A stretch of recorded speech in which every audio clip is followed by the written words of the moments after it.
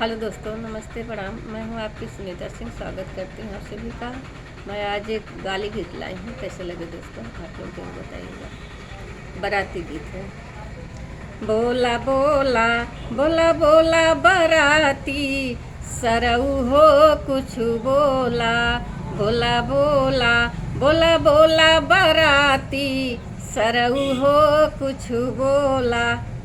पहिले त तू सब सेखी बघरला, हमन बिटिहनिन के लाइन तू मरला। कुछ बोला कहाँ बात हर उड़न खटोला हो। कुछ बोला कहाँ बात हर बम्यो गोला हो। कुछ बोला नीचे की मुड़ी करा तनी ऊपर, तोहरा के खातिर धरे बनी मूसर।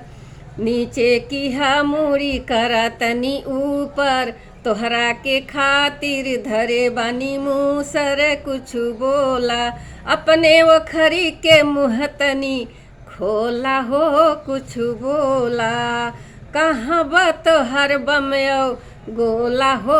कुछ बोला अरे कवन सिंह मोरे गौआ के तगड़े मरदवा, बारातिन के बहिनी के बुझिए दर्दवा। कुछ बोला अरे कुछ बोला अरे दुल्हा बड़ा भोला हो। कुछ बोला अरे कहाँ बात हर बम्यो गोला हो।